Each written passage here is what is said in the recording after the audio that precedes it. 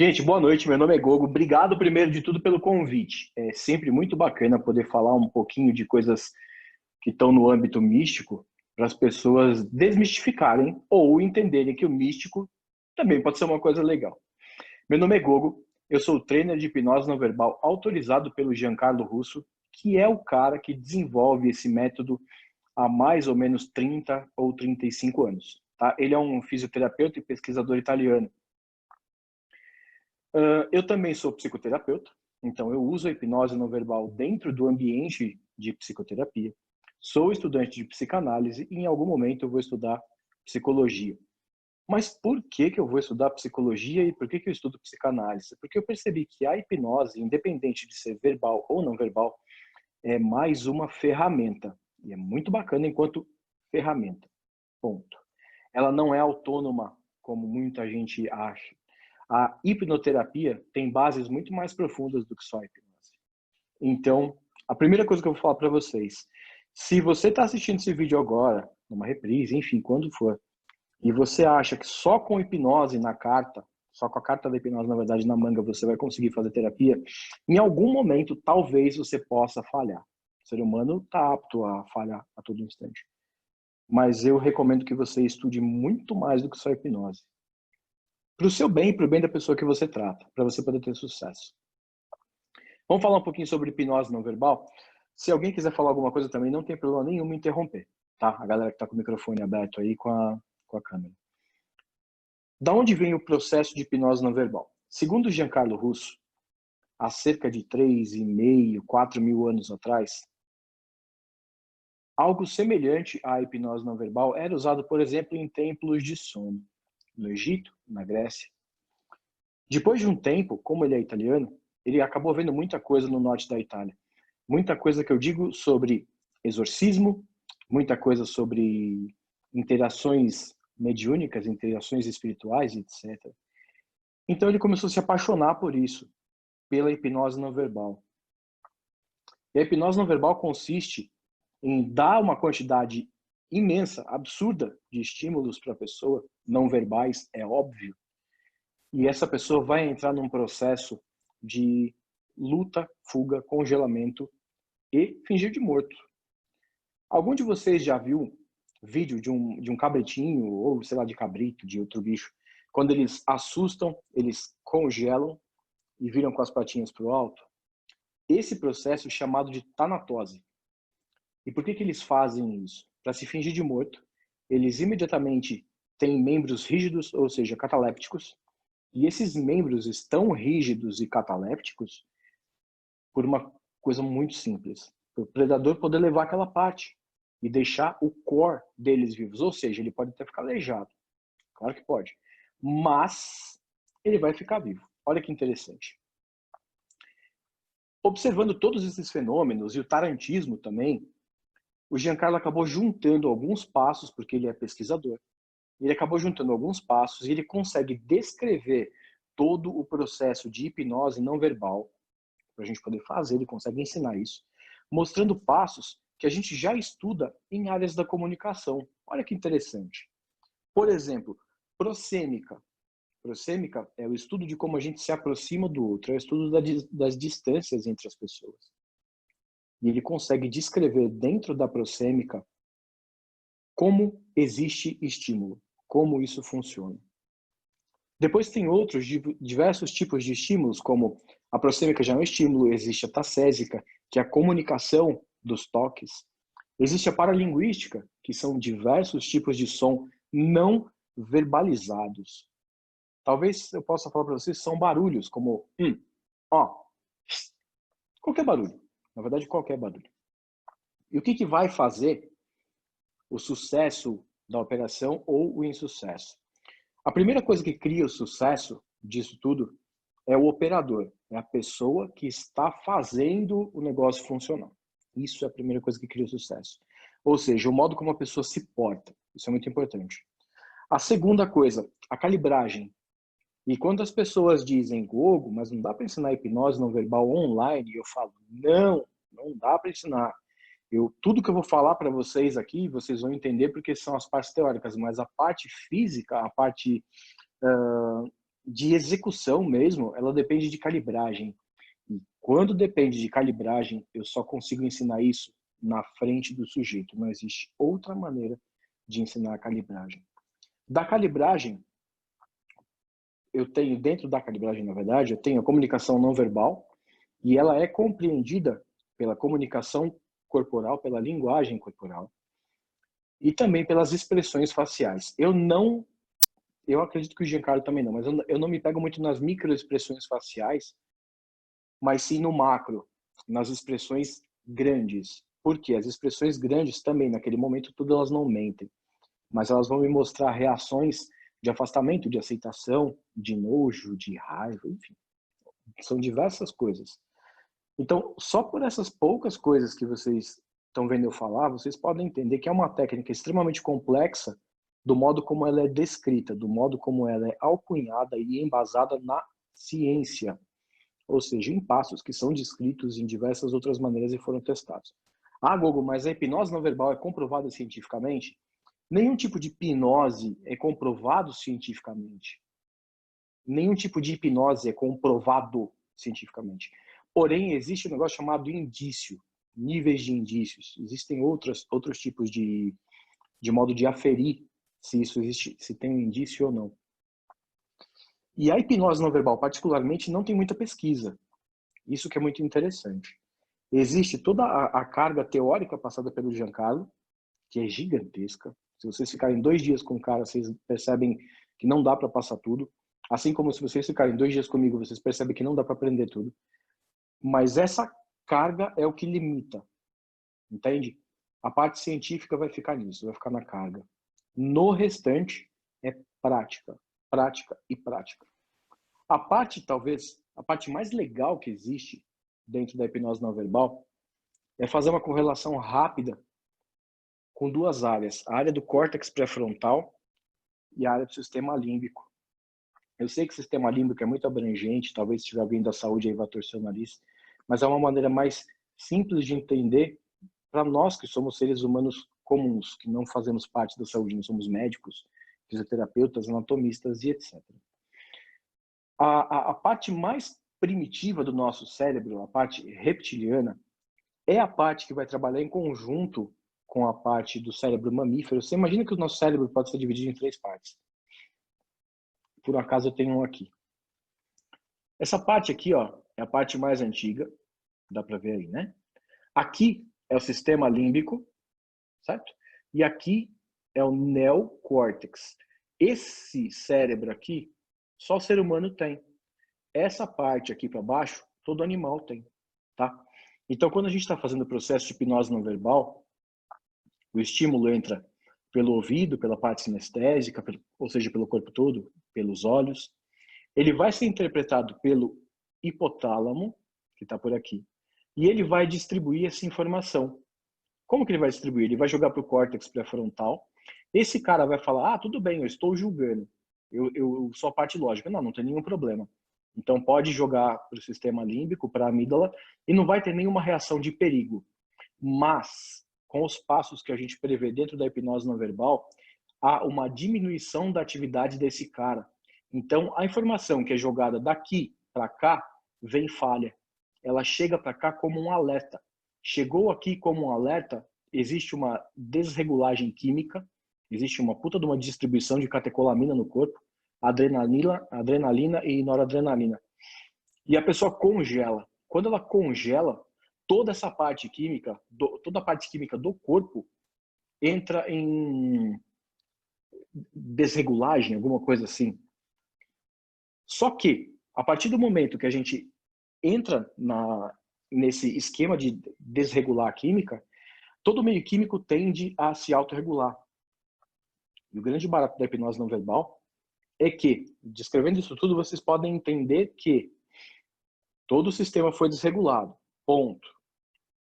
Quando ele começa a se regular, talvez aquela emoção que precisava ser tratada, que começou a ser tratada com psicoterapia e que estava eliciada antes do processo da hipnose não verbal, vai ser regulada junto com o resto do corpo. Olha que interessante. Isso dá a entender que a hipnose não verbal é um processo autônomo, certo? Sim, claro que dá a entender, mas não é. Ela depende de ter emoção eliciada, ela depende de ter a química ativa no corpo. Então, mas, espera, Google, você está falando só de química. O processo de hipnose não verbal pode ser integrado como um processo químico? Claro que pode. Todo processo de comunicação humana é químico. Tudo que a gente faz, isso que eu estou fazendo com vocês, tem química envolvida, muita química. Tá? Tem muito mediador, tem muita substância sendo solta no corpo, sendo jorrada no corpo. E não é diferente com o processo de comunicação que a gente chama de hipnose. Muito menos ainda com o processo de comunicação que a gente chama de hipnose não verbal. Ou seja, talvez esse seja o cerne de toda a discussão. O que é a hipnose? Hipnose é, primariamente, comunicação. Depois a gente pode fazer qualquer outra coisa. Ela pode ser um estado, ela pode ser um não estado, ela pode ser eliciada, ela pode ser transitória, ela pode ser fixa. Ok.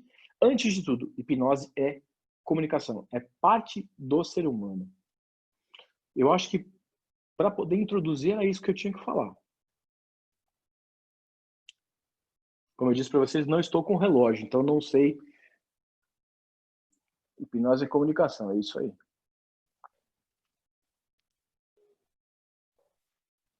Igor, sendo a hipnose comunicação, e aqui a gente falando de uma hipnose não verbal.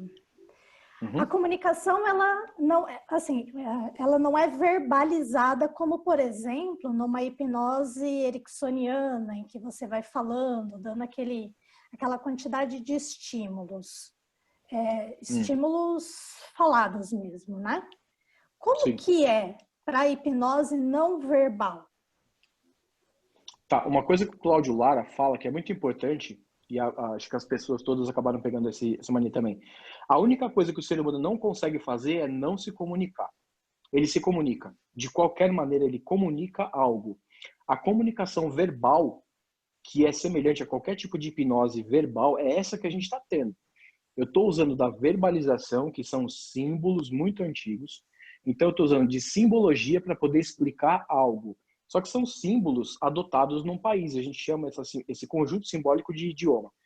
Se a gente vai usar comunicação não verbal, a gente está usando a comunicação do corpo. Ou seja, a gente está usando algo instintivo. A gente está usando algo primitivo e primário. Se por instinto a gente tenta fugir de um tiro, qual que é a força da nossa comunicação instintiva, da nossa comunicação primária? É imensa, ela é gigante. Um exemplo, quando a gente está na rua, vou pegar um exemplo mais fácil, quando a gente está numa festa, percebe uma pessoa olhando para a gente, não existe nenhum tipo de evidência, de indício. Indício existe até, mas não existe nenhum tipo de evidência para assim, fulano está olhando para mim, fulana está olhando para mim, está interessado. Como que eu sei que a pessoa está interessada? Através da comunicação não verbal. Como que um vendedor de carro ou de moto vende? Não é falando, é mostrando, é colocando a pessoa no veículo ou na moto, enfim, no veículo que seja. A semana passada ou retrasada, eu vendi meu carro e comprei uma Harley Davidson. Por quê? Porque eu sentei, eu liguei, eu senti, a comunicação não verbal foi extremamente forte. Então, de alguma maneira, aquilo me conquistou. E se vocês pararem para abstrair toda a comunicação do ser humano, eu não tenho como falar em porcentagem. Eu sei que existem estudos muito antigos que, na verdade, não eram estudos, eram interpretações de alguma pesquisa, que falavam que 80% da comunicação do ser humano é não verbal, 90%. Isso é lorota, isso é mentira, porque não dá para dizer dentro da comunicação o que é verbal ou o que não é. Eu, por exemplo, estou fazendo gestos, dá para analisar esses gestos, é claro, e eu estou falando. Qual que é a porcentagem disso? Não dá para entender por um motivo, o impacto que eu estou causando na outra pessoa e o impacto da comunicação em mim mesmo. Então, a hipnose convencional, vamos chamar de hipnose verbal e não verbal, pelo menos aqui para a gente poder explicar. Eu, Gogo, pessoalmente, divido dessa maneira. Hipnose verbal vai usar todos os estímulos da hipnose não verbal? Vai usar alguns, mas não da maneira como a gente usa dentro da hipnose não verbal. Ele vai usar os estímulos corporais, ele vai usar todos os estímulos da comunicação, incluindo O olhar, incluindo a modulação vocal, incluindo a escolha das palavras e etc, e etc. Mas, para engajar o sujeito, note, para engajar, ele vai usar palavras de comando, ele vai usar comando direto de alguma maneira. E aí acho que Charcot revira no túmulo feliz. Para a hipnose não verbal, a gente não busca engajamento. A gente busca bloquear o sujeito para que ele não tenha nenhum outro tipo de reação que não seja fingir de morto. E a gente faz isso através da comunicação não verbal. E a gente busca esse desligue de disjuntor da pessoa através de estímulos subjetivos que causem uma tensão subjetiva. Isso é o tipo de coisa que eu não consigo mostrar para vocês aqui, porque depende de uma outra pessoa, para vocês poderem ler todos os sinais que estão sendo enviados. E eu garanto para vocês que isso é uma coisa mágica. Isso dá para aplicar na clínica? É óbvio que dá. Dá e dá muito certo. Mas você tem que ser muito confiante e muito bom no que faz para você não passar de tapado na frente da pessoa, porque é uma coisa muito diferente de fazer. É mais ou menos assim, parei na frente da pessoa e fiz um grunhido. Uma pessoa que não entende o que está acontecendo, é mais ou menos isso, sabe? Parei na frente da pessoa, tô fazendo um grunhido. Opa, que coisa estranha. Na verdade, tem um conjunto de técnicas que estão sendo aplicadas para que leve a pessoa a esse desligue de chave. Até nessa linha, Google, eu conheço o Charcot, né? Eu fiz o curso com o Carreiro e quero saber um pouco a diferença, né? Talvez essa pergunta seja recorrente para você, mas qual é a diferença? E vem muito disso que você falou, de estar muito confiante, né? Veio uma paciente uma vez até mim, ela queria o Charcot, ela tinha visto os vídeos, ela veio completa, ela, eu quero isso. O Charcot assim, que você diz é o quê? O toque de Charcot na cabeça? É o toque. Isso é criação do Carreiro, isso daí Charcot não fazia. Então, essa criação do Carreiro. Ela veio tão, eu quero isso, eu vi isso nos vídeos, é isso que eu quero, é isso que eu quero. Eu tinha feito o curso, tá ok, vamos lá, vamos fazer. Fiz, ela caiu e se resolveu. Me agradeceu e tal. É a mesma coisa. E aí o que ela fez? Ela empurrou uma outra amiga dela, que não tinha um contexto, mas a amiga também queria o Charcot de qualquer jeito. Mas a amiga não tinha o mesmo contexto com ela. E aí eu fiz e não aconteceu nada. Aí no meio, quando eu percebi, fazendo ali a leitura que não estava acontecendo absolutamente nada, eu emendei um elma no meio e fiz uma verbal, porque não ia acontecer nada. Ela ia perder o dinheiro dela. Mas Sim. assim, já contando o meu caso e perguntando aí para você as diferenças entre esse Charcot do Carreiro e a hipnose não verbal. Tá, vamos lá. Primeiro de tudo, Charcot, Jean-Martin Charcot, se eu não me engano, né? Ele usava a sugestão direta. Na verdade, Freud tentou copiar o cara. Freud tentou fazer o negócio, ele percebeu que a sugestão direta limitava a interação das pessoas. Quer dizer, isso até onde a gente sabe na história, né? Porque tem gente que fala que Freud não conseguia fazer hipnose direito. Tem gente que fala que ele fazia, mas ele não alcançava o resultado que ele queria. Ou seja, o método de Charcot era sugestão direta. Era uma coisa que, para nós que estudamos hipnose, é uma coisa bastante arcaica até. O toque de Charcot foi desenvolvido... Eu não fiz curso com o Carreiro ainda. Eu sei que ele me conhece, mas eu não fiz curso com ele ainda. E eu vou fazer quando acabar toda essa pandemia. O que eu vejo de conversar com pessoas, o Giancarlo, inclusive, conhece o Carreiro e acha o Carreiro um cara muito, muito especial. Justamente por conta do modo como ele tem de entender a fisiologia e aplicar isso. Qual que é a diferença da hipnose não verbal do Giancarlo pro toque de Charcot? O toque de Charcot, do modo como o Carreiro faz, afinal de contas foi ele quem alcunhou isso até onde a gente sabe, é uma indução de choque. Mas ela é uma indução de choque com as bases da própria hipnose não verbal. Eu tenho o contexto, que é um contexto onde eu tenho a emoção para ser tratada. Eu vou ter o desequilíbrio, ou seja, o setor do meu cérebro que é responsável pelo equilíbrio vai estar meio bambo, não sei o que está acontecendo. E você tem o empurrão para trás. Quando você tem o empurrão para trás, eu acredito que a quantidade de estímulos que você recebe é tão grande quanto os estímulos paralinguísticos ou visuais. E aí você também entra no processo de catarse. Por que no processo de catarse? Porque você vai entrar no processo de trazer as informações desregular quimicamente e resolver o que você precisa. Existe expectativa nisso tudo? Sempre que existe um tratamento ou prática, é óbvio que existe expectativa, é que a gente tenta tratar isso de acordo com o marco teórico. E eu acho isso uma puta de uma papagaiada danada, porque expectativa é expectativa, o ser humano espera algo daquilo. Se eu espero minimamente um resultado, eu já estou pronto para obter o resultado daquilo de alguma maneira. Então, assim, a diferença básica entre a hipnose não verbal e o toque de Charcot que o Carreiro faz é que o toque de Charcot tem a exigência, ele exige um movimento da pessoa, ele cria o movimento. Enquanto a hipnose não verbal do Giancarlo, você solicita. É assim, o Carreiro empurra a pessoa para trás, certo? Ela cai, toma um susto, cai, congela. O Giancarlo não. Dentro do que eu ensino, dentro do que o Giancarlo ensina, não. A gente vai desafiando o cérebro e vai buscando de leve a catalepsia. E é impressionante como o ser humano se entrega à catalepsia. É impressionante como ele se entrega. Eu tenho predileção por alguma? Claro que eu tenho, pelo modo como o Giancarlo apresenta as coisas, porque foi o jeito que eu aprendi.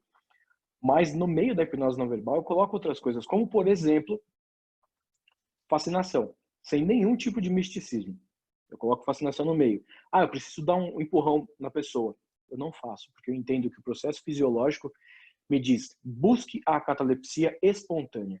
Não crie a catalepsia. O efeito disso para o cérebro, o desligue é muito mais forte. É a gente que já passou pela experiência tanto com a experiência carreiriana, né, do carreiro. E aqui a gente tem um colega de turma que fez também o curso com o Giancarlo. A minha percepção, meu mapa de mundo. A forma como é feita pelo Giancarlo, a técnica do Giancarlo, ela é uma técnica mais sutil. É isso que você acabou de falar. Você vai buscando a catalepsia. Então, quando o nosso colega, ele chama Márcio, ele começa a fazer os estímulos, você vai entrando naquele processo de uma forma mais... Meu mapa de mundo aqui, tá? É mais tênue. Já do Carreiro, é aquela leitura que ele faz e dá o toque e provoca. É um choque. Você imagina que é assim, ó. Se você quiser fazer traçar um paralelo para as pessoas, inclusive que não entendem muito de hipnose, a hipnose não verbal feita pelo Giancarlo ou por mim é como se fosse uma dança ou um kata. É uma dança. Você dança junto com a pessoa. A hipnose feita pelo Carreiro é um soco. É um soco no estômago, pronto e acabou. Eu acho que dá para traçar esse paralelo que é muito mais fácil para as pessoas entenderem. Uma é uma dança, é harmoniosa, não que não seja violenta, também é, mas é harmoniosa. A outra é só violenta. Ô, Gogô, só um minutinho, Gi, que tem pergunta no bate-papo. Vou colocar o Nadson aqui na brincadeira. Nadson, tá com o microfone aberto? Sim, sim. Tá. Intermedia as perguntas dos mentores, lembrando que os mentores têm microfone aberto a qualquer hora, né? Gisele, Thiago, Herberto e Luciano. E você também, Nadson, fique à vontade aí. Você vê perguntas para não acumular muito, né? Já municia o Google aí, tá bom? Tá ok. Eu tenho duas perguntas do Adalberto. Qual explicação você dá ao paciente que chegou em seu consultório antes do procedimento? Essa é a primeira. Suponho que ele está falando. Tá, suponho que ele está falando a explicação que eu vou dar sobre a hipnose, é isso? Será? Se não me engano, sim. Acredito Acredito que seria. Qual a diferença do free talk para não verbal, para verbal? Isso. Tá, a primeira coisa que eu explico para a pessoa é que eu não vou fazer hipnose. Eu vou fazer terapia. Ponto. Se a gente vai fazer hipnose de alguma maneira, eu explico para ela, por exemplo, hipnose não verbal, eu explico para ela que eu vou fazer alguns estímulos. Então eu digo, você pode cair, você pode não cair, você pode se sentir mal. Abra os olhos se você quiser.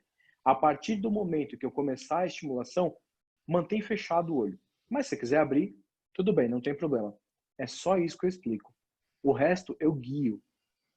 Para hipnose verbal, se eu for entrar num processo, não tem muito o que explicar. Eu vou falar, você vai relaxar, fecha os olhos e continua. Tipo, eu vou fazer Elman, mesmo que seja adaptado do Albertinho. Fecha os olhos. Imagina que você estava naquele dia que você acordou e parará, parará, parará. Isso é meio que autoexplicativo. Da hipnose não verbal, eu faço uma explicação muito rasa, porque eu não quero contar com a racionalização do processo. Se existe minimamente racionalização, vai existir desafio. E se existe desafio, é óbvio que a pessoa ganha. Por quê? Ela não me deixa seguir os passos e ela me bloqueia.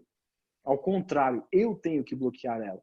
Se ela não quiser passar pelo processo, ela não passa. Ela vai sentir alguma coisa, claro que vai, mas ela não passa. É fato. Eu não quero passar. Eu não vou passar. Por quê? Eu estou distribuindo minha atenção. A sua atenção é para ficar em A. Não. Aqui dentro eu sei que está ABC. Acabou. Destruiu o processo. Como o Giancarlo diz, uma pessoa que vai passar pelo processo de hipnose não verbal e fica desafiando é uma pessoa idiota. Ela não tem por que passar pelo processo. Simples. Eu vou entrar com uma pergunta que talvez complemente essa em alguns aspectos. Eu olhando assim para um lado de uma hipnoterapia agora, falando de terapia. Quando a gente vai buscar uma terapia, a gente busca as redes neurais que contêm traumas e tudo mais, para que a gente de alguma forma trabalhe elas e gere uma diferença, né? Digamos assim, entre aspas, uma transformação nessas redes neurais para que se estabeleça um novo padrão. E tudo isso é feito através de eu guiar a pessoa. Então, eu me comunico com ela. Por exemplo, se eu for fazer regressão, eu entendo a cena e trabalho em cima dela. Se eu for fazer terapia de parte, eu entendo o conflito entre as partes e trabalho e assim por diante em todas as técnicas. Mas elas envolvem um entendimento e, a partir desse entendimento, um trabalho em cima do que a pessoa te trouxe, né? Seja na técnica que você for. Eu vejo que, pelo menos assim...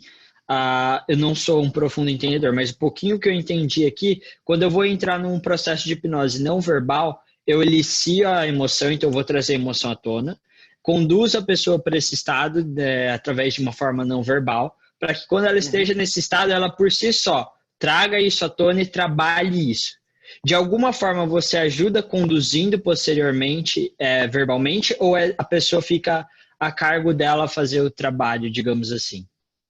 Não. É o seguinte, ó, se eu tenho uma rede neural ativada e aquela rede neural ela passa estímulos elétricos referentes a um comportamento ou a um sentimento, para mim tanto faz, que a gente não vai falar de comportamento, a gente não vai botar Skinner no meio nem nada disso. Mas se a gente está falando de um comportamento ou emoção e a gente sabe que a rede neural ou as redes neurais são responsáveis por aquilo, imediatamente no momento em que eu trago o sentimento, a rede neural ela é trazida. A partir do momento em que eu falo qualquer coisa para reforçar, qual que é a tendência de uma rede neural ficar viva? Ela tende a ficar viva e mais forte através do reforço, certo? Se eu não reforço, ou se eu faço uma dessensibilização sistemática, ou qualquer outro tipo de dessensibilização, a tendência é que essa rede enfraqueça, os axônios vão começar a modificar a maneira de se comunicar, e aí talvez nasça uma outra rede ou a rede mude. E aí a gente vai pegar todo o corpinho do neurônio e ele vai começar a mudar o modo como ele transporta a informação e o que ele transporta também. Dentro da hipnose não verbal, eu tenho sempre que lembrar, se eu trouxe algo, aquilo está ativo. A química está aliciada. A partir do momento que eu entro no processo, a tendência é que aquela química fique muito mais forte. Só que não como eliciação de recurso. Aquela química vai ficar forte porque ela está desregulada. E dentro do processo de regulagem da química, ela vai voltar ao normal. Será que eu expliquei? Bom, eu acredito que sim, deixa eu ver se eu compreendi. Ela está desregulada, por exemplo, seria o fato dela estar trazendo emoção demais à tona. Vamos supor uma fobia, ela está desregulada porque ela está estourando o medo, o pânico da pessoa quando vê determinada coisa ou passa por determinada situação que tem fobia. A partir do momento Na verdade, porque esse comportamento ele não é natural ao ser humano. Tudo que não é natural, sim, medo, fobia, depressão, etc., não é natural, está desregulando de alguma maneira. Tanto que quando você tem depressão, o que você faz? A primeira coisa que você faz não é buscar hipnose, é buscar medicamento para poder fazer o quê? Estabilizar. Estabilizou quimicamente, você trata com psicoterapia. Olha que interessante. Entendi. Então, perfeito. Então, a partir do momento que eu tenho essa desregularização, então eu tenho algo fora do comum para o ser humano.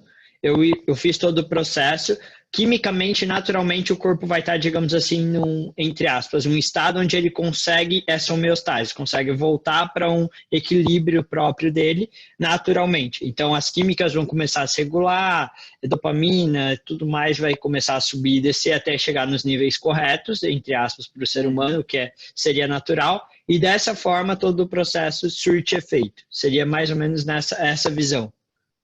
Sim, sim. Só é importante dizer o seguinte, homeostase, a gente fala muito homeostase, mas homeostase, ela se refere normalmente a um processo intracelular.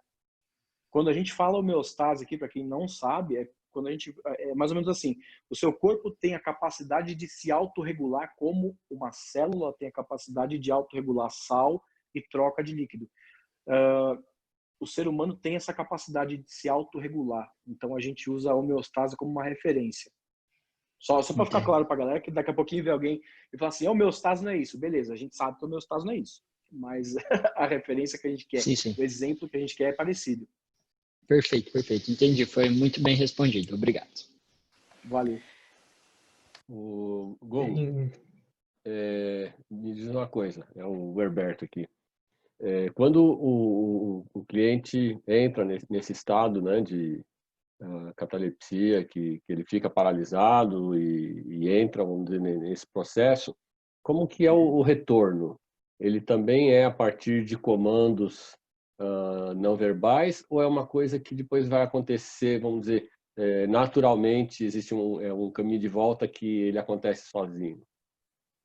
Existem os dois, na verdade, cara. Normalmente, quando a gente usa esse processo, a gente pode deixar a pessoa 10 minutos, 15 minutos, desde que a gente sempre observe uma coisa, isso é muito importante. E isso vai levar para o fato de que eu não uso e recrimino quem usa isso em hipnose de rua. Você pode colocar a pessoa numa posição de sofrimento e ela não vai sentir aquilo naquele momento. Esse movimento para mim aqui, agora, não é natural. Daqui a 10 minutos vai ser menos ainda, porque eu tenho um monte de ligamento, um monte de estrutura muscular que vai ser cansado. Mas, quando a pessoa está cataléptica, ela pode ficar assim por horas sem sentir. Ela não sente na hora que ela está, porque está desligado. Mas a hora que ela baixar o braço, ela vai sentir dor. Pode ser gradativo, pode ser de uma vez. Então, aí vai muito do bom senso da gente. Se eu acho que na posição que a pessoa está, deitadinha, com o braço levemente erguido, ou sei lá, até isso daqui, ó. Isso daqui, para mim, é considerado catalepsia. Quando a pessoa está deitada, isso é considerado catalepsia. Então, se eu estou vendo que a pessoa não está numa posição que cause sofrimento, eu posso deixar ela ali por 10, por 15 minutos, ou o tempo que eu acho necessário. Uma coisa que é importante, enquanto eu deixo a pessoa naquele estado, eu percebo pelo rosto dela e pelo corpo quais são as reações que foram ativadas. Por quê? Essa leitura, essa calibragem constante vai me dizer se ela está resolvendo algo ou não. E, gente, é muito legal de ver, porque se você imagina, eu acredito que todos vocês saibam o que é uma linha de base. É o estado neutro da pessoa, sem emoção. Quando a pessoa começa a resolver as coisas, ela foge completamente da linha de base. Então, o rosto dela, mesmo no estado, expressa dor, expressa angústia. E eu nunca vi nesses 3 anos, 2, 3 anos que eu estou exclusivamente estudando isso de hipnose não verbal, eu nunca vi uma pessoa abrir os olhos ao final do processo e dizer, nossa, que sofrimento horrível. Não, a pessoa sai de lá se sentindo muito bem. Então, eu deixo a pessoa 10 ou 15 minutos e depois eu posso despertar ela através de toques, através de sons. Eu posso falar para ela, vai respirando fundo e abrindo os olhos e vou tocando também no corpo. Ou eu posso desarmar ela. Como desarmar? Se a pessoa está com catalepsia nos braços, eu vou botando os braços para baixo e fazendo sons paralinguísticos para corroborar com a sensação de bem-estar e calmaria. Óbvio, isso é muito subjetivo, claro que é. Você pega isso com experiência, com tempo e calibrando a pessoa. Então, tem diversas maneiras. Como eu costumo tirar a pessoa desse último jeito, juntando outros diversos estímulos, para que ela entenda que ela pode sair daquele processo sem nenhum problema e que está tudo bem. E aí aquilo que vamos dizer, aquilo que estava suposto de acontecer durante o processo, você depois explica para a pessoa o que foi feito? Ou Se ela ela simplesmente perguntasse, sabe que não sente mais e está tudo bem?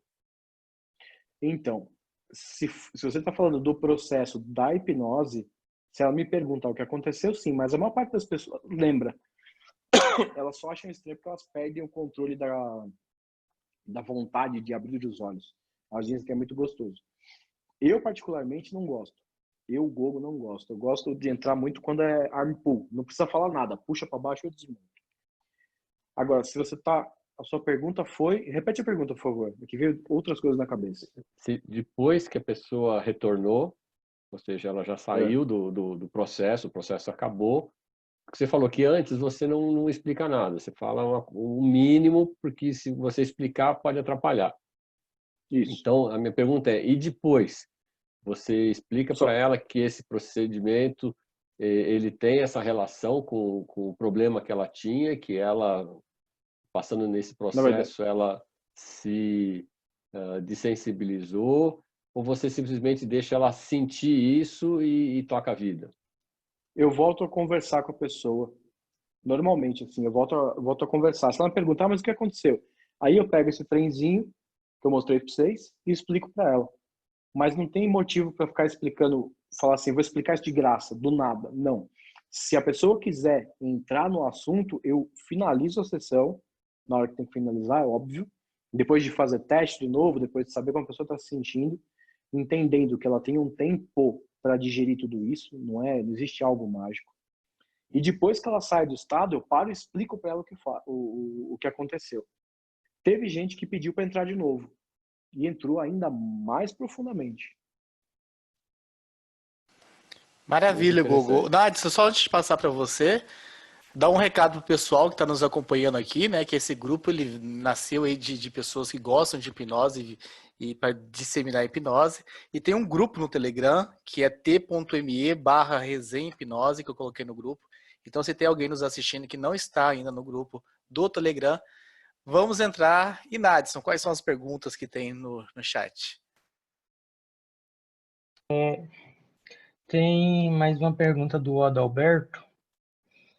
A seguinte: a expectativa do cliente com a expectativa do cliente com a sua atuação? Se não, seu trabalho funciona? Essa pergunta ficou bem estranha, mas vamos lá.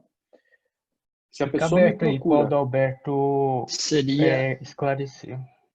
Sim, pelo para que eu entendi, complementar. depois o Adalberto pode confirmar, mas é assim, caso o cliente, perdão, vou reformular. O cliente tem que chegar com uma certa expectativa na clínica. Por exemplo, caso ele não chegue com essa expectativa, essa técnica, essa abordagem tem tanta eficácia quanto outras, ou aí ela não é indicada? Essa pergunta não tem lógica por um motivo. Se a pessoa chega na clínica, ela tem expectativa.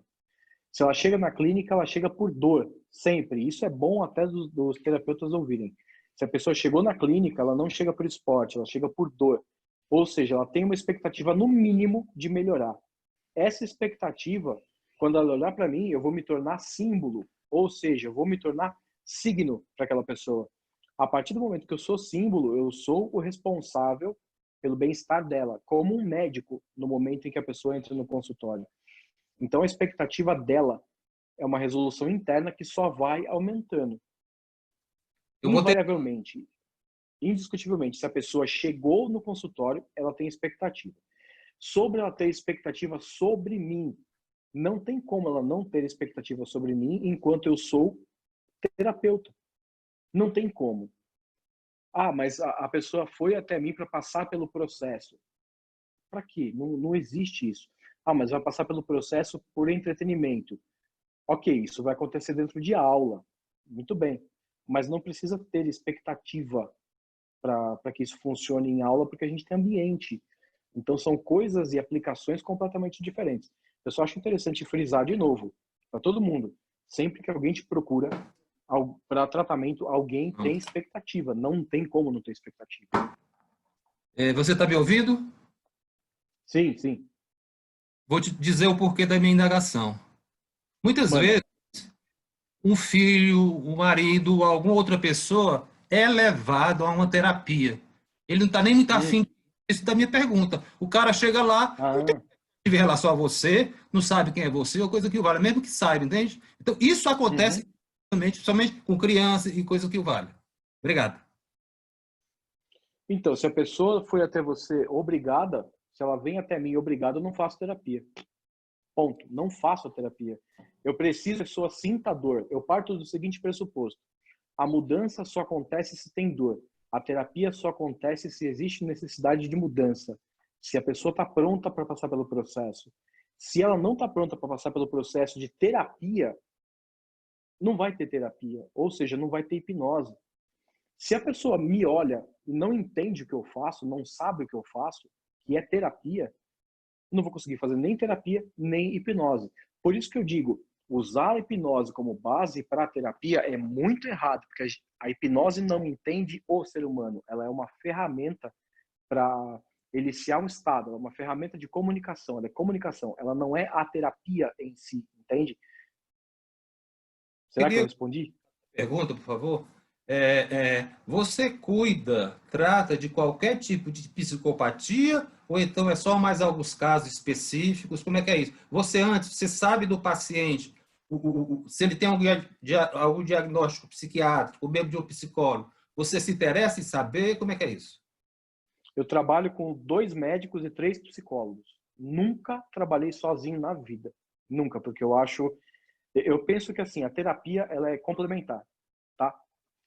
Psicopatia eu não trato, não dá para tratar. A psicopatia ela faz parte da formação do sujeito, então não tem como você tratar e falar assim, você vai ficar bem da psicopatia. Você pode tratar junto de um médico, você pode tratar junto de um psicólogo, mas de acordo com o que eles falam.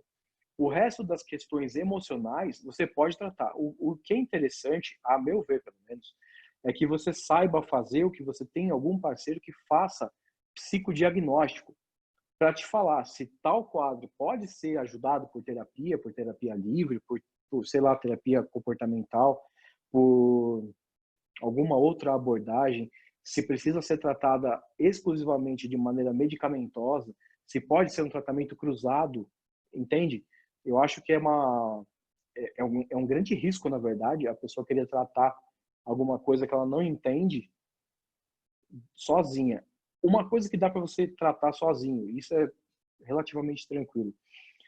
Você vai fazer anamnese. A minha anamnese normalmente dura 1 hora. A minha primeira sessão normalmente é só de anamnese. Dentro disso eu vou identificar pontos. E dentro desses pontos eu sei se eu posso fazer uma terapia com a pessoa, se eu posso usar hipnose, enfim, qual abordagem que eu posso fazer. E até mesmo indicar outros profissionais. Dito isso, eu parto para outras técnicas, como, por exemplo, começar a tentar ajudar a resolver efetivamente. Agora, existem alguns transtornos que não dá para a gente tratar, que é doideira, a psicopatia. Como que eu vou tratar o psicopata se ele tem uma noção diferente de mundo? E isso é anatômico, isso é fisiológico. Eu não consigo tratar redondo se é quadrado, entende? Eu consigo ajudar sim em sintomas, isso eu consigo ajudar, desde que o médico permita. Fora isso, não, é doideira. Eu já atendi um psicopata e eu quase tomei porrada do cara por nada. A sorte é que ele estava colado na cadeira. Muito obrigado. Imagina. Isso vale também para esquizofrenia e outros comportamentos assim? Sim. Se você parar para imaginar, existem diversos quadros humanos, eu não sei elencar todos, até eu acho que a própria neurociência, os próprios médicos não sabem, mas existem quadros humanos, dramas humanos, que são fisiológicos, sabe? São anatômicos, são alterações anatômicas no cérebro. E você não tem como tratar uma alteração anatômica porque aquilo não é errado para a pessoa. Aquela percepção que o psicopata, por exemplo, tem de mundo é uma percepção natural e normal para ele. Aquilo não se trata. Se eu não me engano, teve uma época que se fazia lobotomia para que a pessoa ficasse abobada. E aí ela realmente ficava abobada. Mas eu não vejo como tratar uma alteração anatômica. Eu vejo como ajudar em sintomas.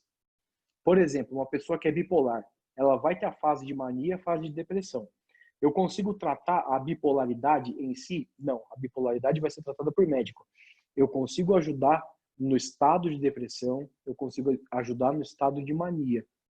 Eu consigo ajudar bastante. Mas é isso, eu tenho que entender que eu, enquanto terapeuta, tenho limitações.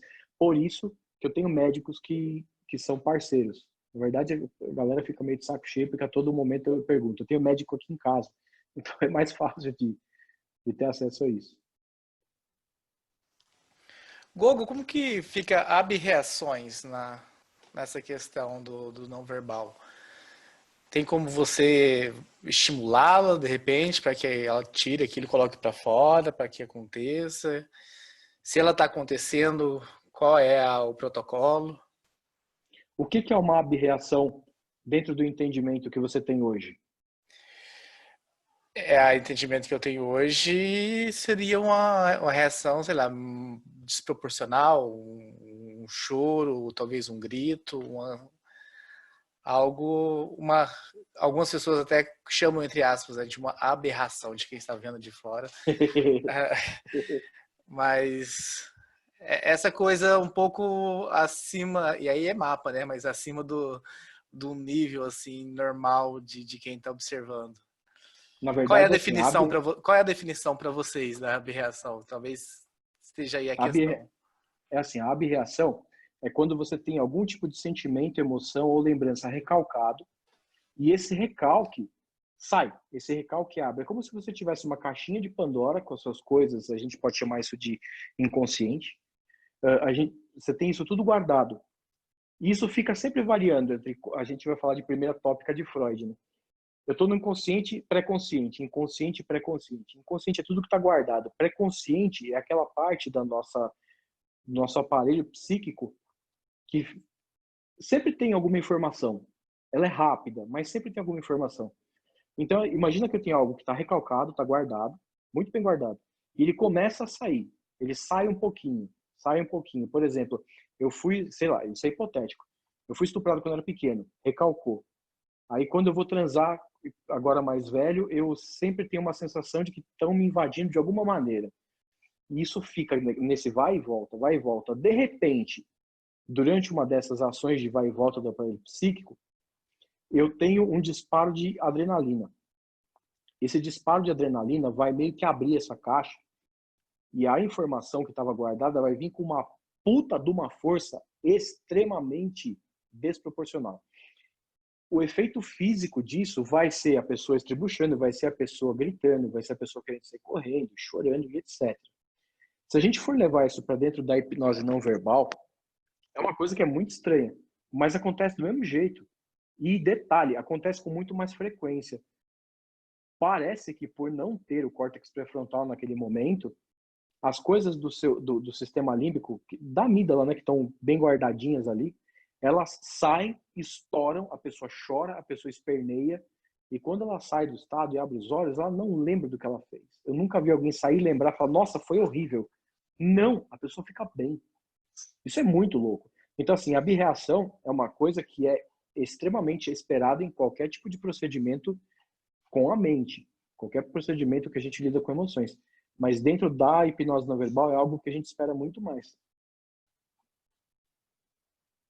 A birreação não seria uma catarse. A birreação é o disparo de adrenalina por conta da imersão de uma emoção, de uma memória, alguma coisa assim.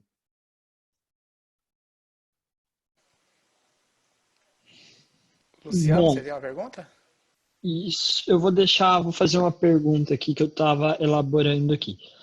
Como você vê, por exemplo, eu já peguei na minha clínica casos de bipolaridade que apareceram depois de mais idade. Teve um rapaz que eu trabalhei com ele, que ele foi diagnosticado com bipolaridade aos, se não me falha a memória, 48 ou era 49 anos de idade. Já era tipo uma fase bem avançada e ele tinha vivido a vida dele tranquilo até ali. Nesses casos, você enxerga que talvez não seja uma coisa física, mas seja alguma questão emocional que está fazendo ele, digamos, ciclar entre esses dois estados de super feliz, super triste, ciclar por uma demanda, algo emocional lá de trás que está vindo à tona, ou você enxerga que era, por exemplo, um problema físico que foi desencadeado por alguma outra coisa? A bipolaridade, se eu não me engano, ela começa entre os 13 e 15 anos. Eu não me lembro ao certo. Se eu estiver errado, por favor, me corrijam. Eu não sei se a pessoa pode, eu estou sendo sincero, se eu não sei, eu não sei. Eu não sei se a pessoa pode desenvolver bipolaridade depois de uma certa idade. Mas o fato dela ficar entre o estado de mania e o estado depressivo pode ser depressão. E tudo bem também. E a depressão, a gente sabe, tudo bem, a depressão também tem, não é exclusivo, mas também tem fatores químicos. Ela também pode ter, nossa, quase que cai aqui. Ela também pode ter desregulagem de hormônio e de substâncias. É claro que pode. Mas eu apostaria, primeiro, que o cara, tá, pela idade até, ele pode ter depressão. Ok. Como eu disse um pouco antes, a pessoa precisa saber fazer um psicodiagnóstico. Eu, por exemplo, não faço questão de saber fazer psicodiagnóstico com maestria. Por quê? Porque tem quem faça. Eu normalmente, eu vou falar para vocês que 90% dos casos, menos ansiedade, que a ansiedade vem muito para mim, mas 90% dos casos vem encaminhado. Então, já vem, ó, Google, é isso daqui. Beleza? Beleza. Aí eu vejo para a pessoa, o que você quer mudar? Eu quero mudar essa percepção, e a gente vai tratando. Entendi. Legal. É porque eu vejo bem isso. Nesse caso dele em particular, eu trabalhei com ele. Apesar dele ter vindo diagnosticado, eu encarei como se ele tivesse alguma coisa para ser tratada, não como se fosse bipolaridade. E ele teve uma melhora significativa, o próprio psiquiatra depois fez o acompanhamento com ele para parar de tomar o remédio e tudo mais, então foi bem bacana. Talvez entra nisso que você falou. Em alguns casos apenas é um diagnóstico que talvez não seja tão preciso, porque tem vários distúrbios mentais, tem características parecidas. E talvez um detalhe a menos ou um detalhe a mais faça você colocar para um lado ou para outro, né? São as diferenciações as diferenciações, pontos diferenciais de diagnóstico, né? Uhum, isso perfeito. É uma coisa que o médico sabe muito bem e a gente acaba não sabendo. E Gogo, eu tenho um baita de um medo de errar com uma pessoa dessa. Imagina que a pessoa é bipolar e a única esperança que ela tem na vida é que você faça a coisa dar certo para ela. Aí é meio complicado, né? Quando eu entro nesses casos assim mais complicados, eu entro bem consciente com a pessoa de que não pode ser que não tenha resultado nenhum, como pode ser que a gente tenha um resultado extremamente bom, ou varia entre esses dois termos, né? Entre super bom e nada. E aí a pessoa vem mais consciente. Mas legal, sim. Ótimo, respondeu bem, tirou minha dúvida. Eu vou abrir agora para o Claudinei, ele tinha falado que tinha uma pergunta que ele não mandou para a gente, então eu vou pedir para o Claudinei abrir o microfone e fazer a pergunta diretamente a você. Claudinei, manda aí. Bala. Boa noite a todos. Boa noite. Hugo, dentro desse conceito da não verbal, você colocando nesse estado, a minha pergunta é se nesse estado acontece essa liberação química, se ela pode acontecer nesse estado. Nesse estado que você deixa a pessoa totalmente anestesiada, se pode acontecer essa liberação química nesse estado, não pode acontecer, ela não acontece, então. Qual liberação química você se refere? Cara, normalmente, quando eu atendo, eu dou graças a Deus quando tem uma liberação, cara, de verdade. Quando, você tá falando da abreação? Sim. Quando estoura para fora. Eu tô falando que eu não trabalho dessa maneira de não verbal, né? E tô interessado em aprender esse método. Só que existe essa abreação quando você coloca nesse estado. Pelo que eu entendi, é como se você desse um reset na pessoa e ela colocasse a química toda em ordem. E é isso? Essa é a minha dúvida. Mais ou menos. Você tem que entender o seguinte, a abreação não é, eu vou chamar de atividade privativa, vai ser estranho. Não, mas também. A abreação não é atividade privativa da terapia. Cara, quer ver uma coisa que é simples? A gente pode comparar a abreação. A pessoa está no meio de uma festa, tá? Tá na festa, ela não tá com depressão, com nada, ela tá bem, não tem porra nenhuma. De repente, ela lembra de alguma coisa e, de repente, ela começa a chorar, mas chorar muito, muito. O que ela teve naquela festa? ela teve uma abreação. Liberou. Ela teve uma liberação, ela teve uma liberação Liberou. de memória, ela teve liberação de algo reprimido. Alguma repressão foi desfeita, só que numa cacetada. E aí, ela tem toda aquela liberação de hormônios, de mediadores, e ela vai ficar muito mal, porque você não... Cara, você imagina uma coisa que está guardada a 7 chaves, vem para você do nada. É difícil a gente lidar com isso. Recalcado, exatamente. Já recalcado, recalcado. Sim, esse meu entendimento. Nossa, fiquei muito legal agora. Então, quer dizer, nesse método, não necessariamente acontecer isso. Não acontece, então, na verdade? Na verdade, você vai buscar, como qualquer outro método, atingir o objetivo. O objetivo é deixar a pessoa regular a química do corpo sozinha. Se dentro do entendimento dela, que aí sim é um processo totalmente autônomo, se dentro do entendimento dela naquele momento, dentro dos processos químicos do cérebro naquele momento, surge alguma coisa, ela provavelmente vai tratar aquela coisa naquele momento. Quando ela abrir os olhos, ela não vai ter mais nada. Entendi, é como se acelerasse muito. Nossa, tipo, acelera muito o processo. É bem legal. Eu não tinha pensado dessa forma, cara. Eu tô vendo de um modo diferente. Eu tenho um paciente amanhã e eu já vou tentar fazer dessa forma já. Eu já aprendi algumas coisas de colocar nesse estado. Só que eu não usava dessa forma para fazer terapia. Você fez aula já de hipnose não verbal? Você sabe os passos? Eu estudei bastante coisa aqui sozinho. Não fiz nenhum curso desse sentido, né? Posso te dar uma dica de todo o coração? Eu não estou querendo vender meu peixe.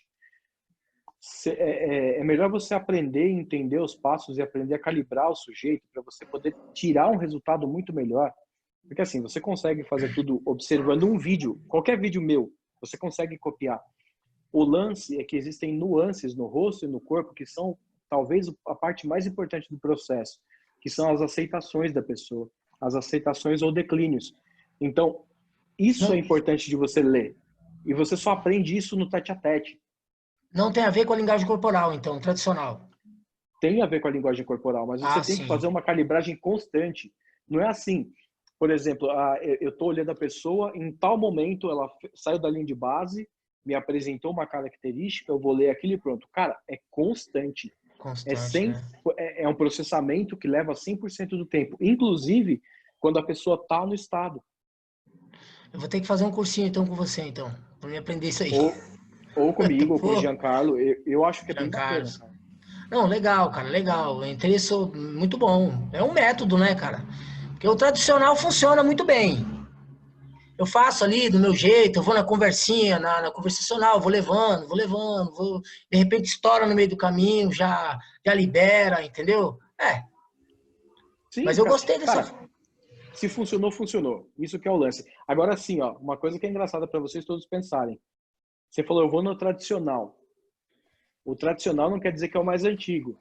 A hipnose, a hipnose como a gente conhece, tradicional ou verbal, ela começou com Braid, não foi? Foi com Braid que começou. Eu pensei que foi com Mesmer. Então, foi um pouco depois. Mesmer ainda usava a coisa mais antiga, que era o magnetismo. A hipnose não verbal, a gente acha que era usada no Vale do Indo há 4.000 anos atrás. Só que, se a gente for pegar a época do paganismo total, que só existia magia e coisas naturais, a gente pode remeter essa técnica, não do jeito que é feita hoje, é lógico, mas essas técnicas de alteração de consciência pela comunicação, a gente pode, sei lá, lidar há 14.000 anos atrás. Então, isso é muito antigo. Isso é tão antigo quanto andar para trás. Essa que é a verdade. O mais novo, o neologismo disso tudo, é a parte verbal e a parte que é mais difundida. Por quê? É mais fácil você contar com o que você ouve do que com o que você sente. E o que eu gosto de fazer com a hipnose não verbal é mostrar que o ser humano é um bicho. E você pode conversar como um bicho com outro bicho para poder criar uma alteração. Isso é encantador. Eu sou apaixonado por isso. Não, legal, cara. Esclareceu minha pergunta. Muito obrigado, hein? Valeu, parabéns pelo trabalho, hein, cara? Valeu, obrigado. Goga, a primeira vez que eu tive contato com você foi numa das lives que você fez lá com o grupo do Albertinho, e lá você fez uma demonstração. Será que a gente vai ter uma colher de chá aqui, de ter uma demonstração também? Eu imaginei que vocês fossem pedir, a gente pode fazer. Eu fiz com o Bowl, não foi? Foi, exatamente. Maravilhosa. A Você pega Gisele na aí, sala, ó, a gente faz. quase eu tive que ir a Atibaia levar pra você tirar ela, que ela voltou bem Nárnia. A gente pode fazer, a hora que vocês quiserem fazer aqui é só me avisar. Eu pego lá na sala o baú e a gente faz. Eu capotei na curva bonito, bonito. Foi sensacional. Teve uma outra pessoa que estava no Zoom na tela mesmo, né? E aí vocês ficaram ali tirando ele e eu olhava para o Thiago do outro lado do sofá. A gente estava na sala, a gente não estava nos escritórios. E eu olhava para ele e falava assim, cara, eu tô... Aí ele quebra o estado, chacoalha, bagunça, faz alguma coisa. E eu lá, numa Nárnia Não, deixa. Viu? Não quebra não, cara. Quando a gente fizer depois, a gente faz no finalzinho, se vocês quiserem. Alguém, pelo amor de Deus, não entra para poder finalizar. Aí deixa rolar. Sente. Deixa eu atrapalhar um pouco a brincadeira. Não, já é 8h05, né? E eu manda bala. Tem algo especial de prática. Se quiser fazer agora, é a hora, né? A gente tem 20 minutos ainda, deixando os últimos 5 minutos para ti, como combinado antes. Se quiser fazer uma prática, quiser colocar aí, esse é o momento. Fica à vontade. Então, como o povo fica Nárnia antes, eu sugiro o Google falar um pouco, então, dos treinamentos dele, ele falar um pouco dele e depois fazer a prática, senão ninguém vai captar o que ele vai falar depois. Ou vai captar no mais profundo do consciente. Fica à vontade, eu vou ficar assim, compre batom. Eu quero mostrar uma coisa para vocês antes, que é uma coisa muito interessante. É assim, ó, um dos estímulos que a gente faz questão de frisar, quando a gente vai usar o método antigo da hipnose não verbal, a gente não usa o olho. A gente pede para a pessoa fechar os olhos. Por quê? Porque é mais desafiador para o operador. Então é um tesão, é muito legal. Quando a gente vai fazer o método novo, que é um outro método que o Giancarlo propõe, que ele fez, inclusive ele criou, baseando-se no que o brasileiro tem de estímulo primário, de porta primária. A gente usa estímulo visual, tá? A gente usa fixação ocular. A gente olha muito para a pessoa. E eu quero mostrar uma coisa muito interessante para vocês. Eu acho que com o meu ring aqui dá para vocês verem. Quando a gente olha para a pessoa, eu estou olhando aqui para vocês e eu vou fazer o processo. Então eu estou olhando sem piscar. Olhando sem piscar, eu estou dizendo para o corpo de vocês, eu estou interessado. Continue, eu estou interessado. Mas existe um truque muito legal que é dilatar a pupila. Alguém aí consegue ou já ouviu falar disso? Eu vi no seu Instagram ontem, não sei. Bem interessante. Tá, há algumas possíveis explicações para isso. O ser humano se espanta com outro ser humano quando ele olha nos olhos e a pupila do ser humano do outro está mais aberta. Por quê? Isso pode ser um sinal de falta de oxigênio no sangue. Então, assim, eu fico em alerta porque a pessoa pode estar morrendo. Também é um sinal de aumento de fluxo sanguíneo por conta de excitação ou por conta de paixão ou por conta de atenção genuína. Mas não existe um mecanismo físico descrito que faça você abrir a pupila só de querer abrir a pupila. Então existe um treinamento para fazer. Eu preciso que alguém me dê uma resposta agora. Vocês conseguem ver a minha pupila aí? Dessa distância que eu tô? Acho que tem que chegar um pouco mais Sim, próximo. tem um reflexo. O reflexo da sua luz está bem na pupila do iluminador aí. É minha luz de blogueira. Calma aí. Melhorou? Ou não? O ciclo da luz está bem na pupila. Agora sim. Agora ficou ótimo. Dá pra ver? Sim. Eu vou abrir a pupila, ó. Caraca! Dá pra ver, não dá? Sim. Dá. E agora eu vou fechar. Fechou? Fechou. Uhum. Tá. Vocês olhando aí, alguém teve alguma sensação esquisita? Não, eu só achei que um olho abria mais do que o outro. Um olho ou a pupila? A pupila. Uma pupila abria mais do que a outra. Só. Tá, tanto faz também isso, não tem nenhum problema. Eu acho que pelo você tá caraca da conversando- Nayara, ela sentiu alguma coisa. Gera Não, cara. um certo pavor, uma certa apreensão. Boa. É, Isso é uma das coisas que acontece. Agora imagina, você está fazendo qualquer processo hipnótico com a pessoa. Você olha para ela com atenção plena e simplesmente faz isso com a sua pupila. Ela não vai saber porque você não está explicando. Mas inconscientemente ela está percebendo que tem alguma coisa muito errada. Tipo, muito errada. E naquele momento ela começa a fazer isso, ó. Quando a gente estuda comunicação não verbal, principalmente voltada para a hipnose não verbal, o fato de abrir a boca quer dizer que você tem interesse genuíno na pessoa. Ou seja, você conseguiu vestir a capa do mago como você nunca vestiu antes. A pessoa vai entrar muito mais rápido no processo. Isso é só uma curiosidade para vocês. Não faz parte do método do Giancarlo, mas é algo que eu ensino desse jeito porque eu vejo que faz muita diferença. Eu preciso falar um pouco de mim, né, para poder fazer a prática. Vamos lá. Como eu falei para vocês, eu sou trainer de hipnose não verbal, autorizado pelo Giancarlo, um dos pouquíssimos e raríssimos no mundo, porque eu sigo o modo como ele ensina e vez ou outra a gente se encontra ou a gente conversa para poder falar sobre isso. Então eu passo por um processo, digamos que constante de calibragem com ele. Ele sabe como eu ensino e ele me autoriza a ensinar o método dele. Era para ter tido um monte de turma, na verdade, esse ano, e eu consegui dar 3 turmas só, até fevereiro, e depois a gente teve que parar por conta da pandemia. Talvez a partir de agosto, final de agosto ou começo de setembro, a gente comece de novo com as turmas. E para vocês saberem das turmas, o meu site é hipnosenãoverbal.com. É super, super simples. Lá tem o meu contato também. Se não tiver data e etc., vocês podem entrar em contato comigo para fazer. Eu já adianto que para o pessoal de Campinas, se tiver pelo menos 6 pessoas, a gente consegue fazer uma turma. Porque eu preciso de grupos de 3 pessoas. E dá para fazer 2 dias de treinamento tranquilo, tá? É bem legal. Alguma pergunta de vocês ou posso pegar o bolo para a gente fazer a prática, para vocês perceberem?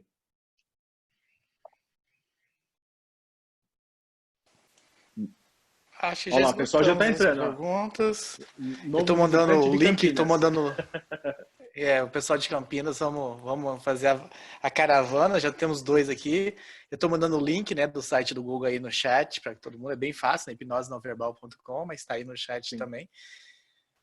Vamos para a dinâmica, então, vamos para a experiência. É recomendável quem está sem fone colocar um fone de ouvido para aproveitar melhor? Sim, eu vou pegar o bolo, peraí, só um minutinho. Eu estou ouvindo vocês, estou de fone aqui. O Google, só explica para o pessoal aonde que é o curso. Ele é presencial, ele é em Atibaia, Sim. né? Na verdade, não. Eu dava curso em casa. A minha casa é uma casa bem, bem grande. Eu dava curso aqui em Atibaia. Só que dar curso em casa me gera diversos tipos de problema. E eu não quero mais esse tipo de problema. Então, ou eu alugo um lugar, ou, o que eu prefiro, eu vou até vocês. Eu acho muito mais fácil ir para um hotel, ficar 3 dias no hotel, pego a moto aqui, vou rapidinho para o hotel se precisar, ou vou de avião, dependendo de onde for. A gente fecha a turma e faz a formação em 2 dias. Por isso que eu digo, eu acho muito mais prático para vocês. O trabalho todo, na verdade, fica a meu encargo, que é ir até vocês. Eu não vejo como, a não ser que seja uma formação internacional, mas formações nacionais, eu acho que dá para a gente fazer pequenos núcleos nos lugares para poder aplicar a formação. Eu acho que é bem saudável, na verdade, esse tipo de coisa, sabe? Então, eu acho que dá para vamos trazer ele para o Rio, Ed. Hein, Ed? Vamos trazer ele para o Rio. O Rio, a gente tem uma turma com Alex Cobbs junto. Se você me chamar depois no WhatsApp, eu posso te passar os detalhes, mas vai acontecer, eu acredito que em setembro ou outubro, não tenho certeza. Mas já tem uma turma formada lá e dá para entrar tranquilamente. Ah, legal.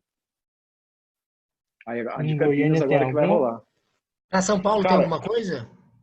São Paulo vai ter entre agosto e setembro também, cara. Com o Alex também ou não? Começar a normalizar, né? Não, só comigo. Só com você, né? Sim, com o Alex também a gente vai... O Rio de Janeiro a gente definiu que é uma área nossa. Nós 2 damos curso lá juntos. O resto do Brasil, cada um tem sua turma. Até porque o Alex, ele não ensina mais só hipnose não verbal, ele ensina o método dele. E eu ainda faço questão de pegar aquele método de 4.000 anos atrás e continuar ensinando. Eu sei lá, eu acho gostoso. Eu acho legal. Não, E é legal, útil, né? legal. E é útil demais. Goiânia ou Brasília você vem ou tem alguma turma? Cara, Brasília eu comecei a montar, aí não deu certo. Tivemos, acho que 2 ou 3 alunos. Aí começou a vir esse negócio de pandemia e parou de novo. Então, assim, Goiânia eu sei que está em lockdown, né? Goiás, Goiânia está em lockdown. Mas a gente podia planejar isso para Brasília. Só precisa de alguém nesses lugares mais longe, precisa de alguém para organizar. Aí, Os Nath, daqui São organiza. Paulo. Só Em me chamar, a Goiânia, gente organiza. Google, você em tem ideia de Goiânia eu acho que custo consigo. De custo do aqui valor em São do Paulo? ticket. Em São Paulo tá R$1.000 os 2 dias. E em São Paulo tá R$1.000. Em Lages ainda tem vaga, tá 1,5, porque tem mais estrutura. E no Rio tá 1.200, se eu não me engano. Em São Paulo é R$1.000 2 dias. Cara, é bem Certo. legal. É bem E legal. como é que eu faço? Eu vou entrar no site aqui mesmo? Eu acho que é melhor você entrar em contato comigo. Então me passa seu número aí que eu já digito agora. 11 9. Peraí, deixa eu anotar aqui. É Se você quiser 011? entrar no 011? Se você quiser entrar no site também, tem meu WhatsApp lá. Eu já falo com você. 9 8962 4354. 54. Esse é o Disque Pizza. Tá bom, vou ligar para pedir uma pizza. De calabresa! Você gosta de pizza, hein, cara? Cara, eu curto, velho. Eu curto. Coisas que eu curto. Pizza, Harley Davidson e cerveja. A Harley Davidson e a cerveja tem, só não tem a pizza. É alemão? Ó. Oi? É descendente de alemão? Alemão gosta Não, de cara, cerveja. eu sou descendente de russo. É um pouco pior. Também. É por aí. De russo. Ó, o que eu vou usar com vocês é esse negocinho aqui, ó. Tá? Vocês conseguem ouvir? É que eu tô de fone. Sim. Beleza. O que eu preciso que vocês façam? Oi? Ed falando aqui. Só para você ficar à vontade mesmo, tá? Essa minha fala aqui. São 8h17. Posso ficar à vontade? Vou arrancar roupa? Não faz isso, que tem alguém aqui que vai seguir tudo. Não, só para você ficar à vontade essa minha fala, né? São 8h17, o tempo é contigo. Se você quiser ir até a meia-noite, a gente vai gravando aqui até a meia-noite. Né? A gente estipula a hora da 8h30 justamente pela saúde intelectual do palestrante. Então, a partir de agora é contigo. Já fez teu merchandising, então agora a hora que você falar, Ed, finaliza aí, eu finalizo aqui. Então, se quiser levar até a meia-noite, a gente vai até a meia-noite. Tá.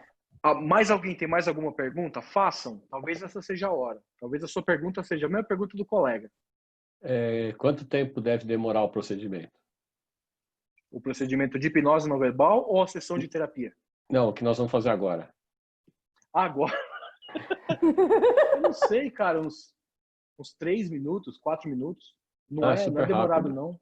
É rápido, é rápido. Peraí, Bob. Eu tenho um cachorro aqui que tem toque. E eu não sei fazer hipnose canina, senão eu faria. E a gente deve ficar com os microfones ligados ou desligados? Pode deixar ligado, não tem problema. O que vocês precisam fazer? Eu recomendo que você deixe acontecer. Só deixe acontecer. Se você sentir qualquer coisa ruim, coisa que eu duvido que vai acontecer, abre os olhos, e espera, e observa as outras pessoas. Se você sentir alguma coisa boa, um relaxamento profundo, deixa rolar, tá? Pode acontecer qualquer coisa? Pode acontecer qualquer coisa, depende de você.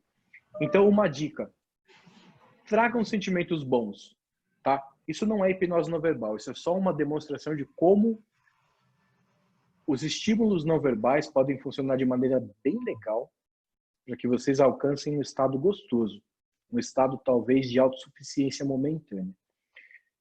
Todo mundo respira fundo. Quando soltar o ar, feche os olhos de maneira harmoniosa. Se você deixou o microfone aberto, não esquenta a cabeça. Se você fechou, não esquenta a cabeça. Continua respirando. E conforme você respira, deixe o ar preencher espaços internos dentro do seu corpo.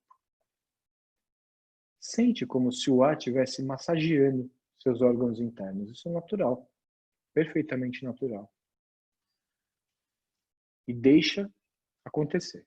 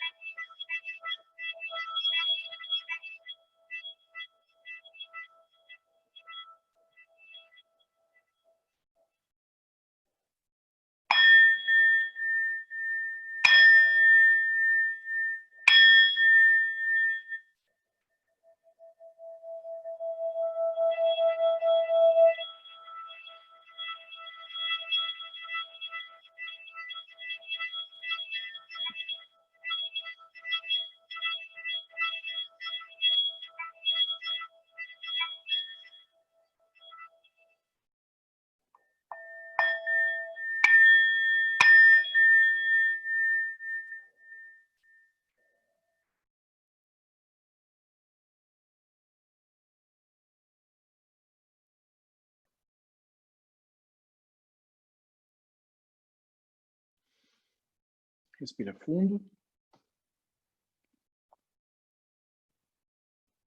Pode abrir seus olhos a hora que você quiser, respirando fundo, de maneira calma e tranquila. Se você ainda não abriu os olhos, contempla mais um pouquinho desse estado que você chegou, do seu interior. E deixa a sua melhor parte vir à tona, sua parte mais feliz.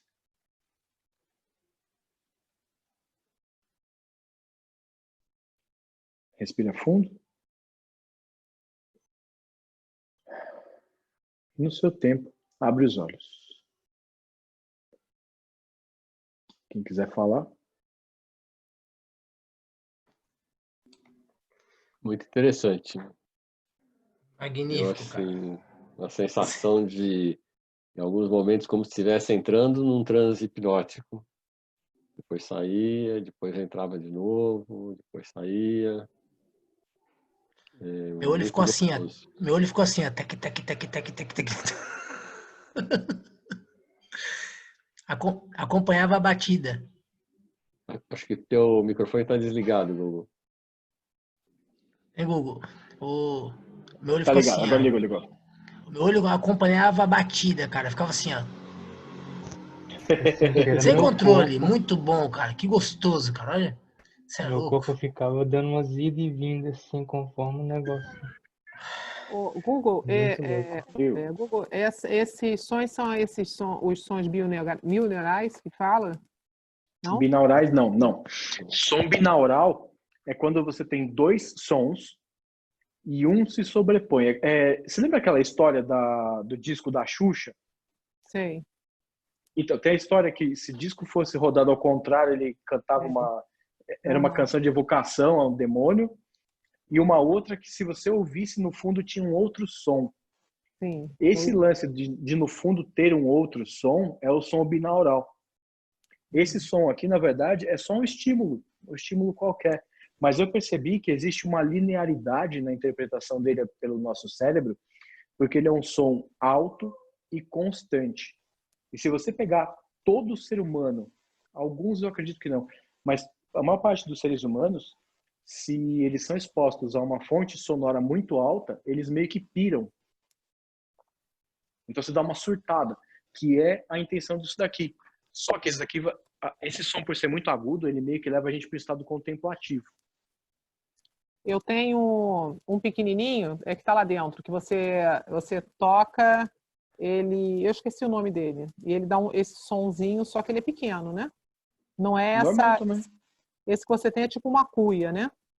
É, um boa, ele é pequititico também, não é tão grande. É tibetano, né? Sino tibetano. Tibetano. Então, eu tenho um pequenininho. Eu deixo na sala, às vezes eu chego e toco ali, deixo que ele dá uma vibração gostoso. Relaxante. Né? Eu curto também, é bem bom. É que vocês estão vendo essa parte aqui que só tem, aqui é o escritório. Então tem um monte de livro, etc. A sala só tem coisa desse tipo. Coisa egípcia, coisa budista, tem um monte de coisa lá. A próxima vez que a gente fizer, eu faço naquele cenário, ao invés daqui. Que legal. Ó. E aí? Eu trouxe esses dois da Índia. Peraí que esse negócio aqui no... Olha, legal. que legal! Minha esposa é professora de yoga. Então, a gente trouxe para ela. Que legal, ela usa na meditação. O da esquerda, que ele não é tão redondinho. Isso, o da sua esquerda aí. Que não é tão arredonda. Isso. Ele tem um som mais grave, né?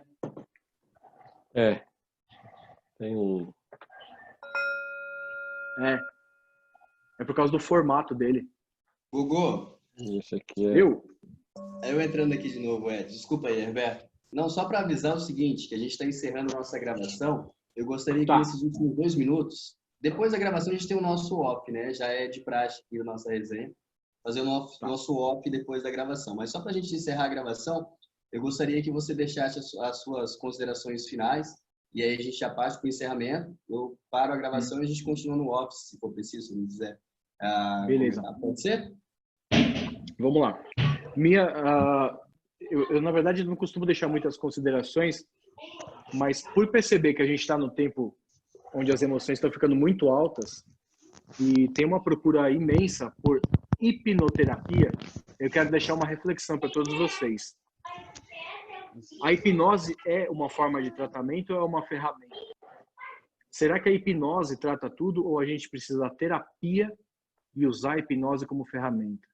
E eu deixo um pedido para vocês de todo o meu coração. Não fodam a vida alheia. Não achem que a regressão vai resolver tudo.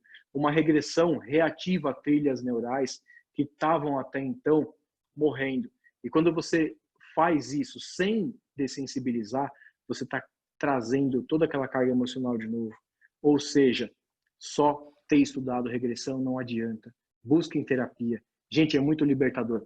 Façam terapia e busquem fazer terapia e usem muito a hipnose dentro da terapia. Mas não usem só a hipnose. Sério, vocês podem ferrar a vida de alguém. Vai por mim. Fora isso, eu agradeço muito, muito, muito o convite e eu gostei de ter falado para vocês. Espero não ter falado nenhuma groselha ou muito palavrão, porque eu normalmente falo palavrão. E é isso. Gugu, a gente que agradece. Até certo que a gente vai ter mais uns 5 minutinhos no off aqui, né? O pessoal vai poder te agradecer aí pessoalmente. Todo mundo vai poder abrir o microfone depois.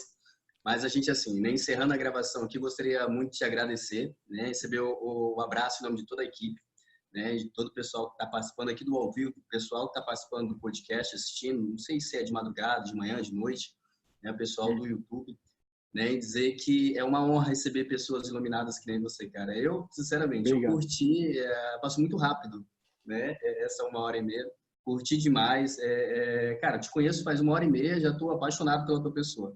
né? Quem sabe, Obrigado. quem me conhece já sabe como é que eu sou muito sincero nos meus sentimentos. Então, assim, gente, depois de tudo isso, né, que você vivenciou aqui nessa 1h30, a gente encerra aqui mais uma resenha Mastermind de Hipnose com esse gigante, né, Google, Neto, e você vai poder assistir. Não deixa de participar do nosso grupo Telegram aí, bem falado aí pelo nosso amigo, ganhou 2 estrelinhas hoje, estou anotando as estrelinhas para ele, né, Thiago, muito bem colocado. Não deixa de participar do nosso grupo, porque você vai ter acesso aí a vários outros vídeos que é exclusivo para quem é do grupo, tá certo? Então, assim, a gente encerra mais um dia, mais uma resenha Mastermind Hipnose. Tchau, gente, até a nossa próxima resenha. Terminando a gravação em 3, 2, 1.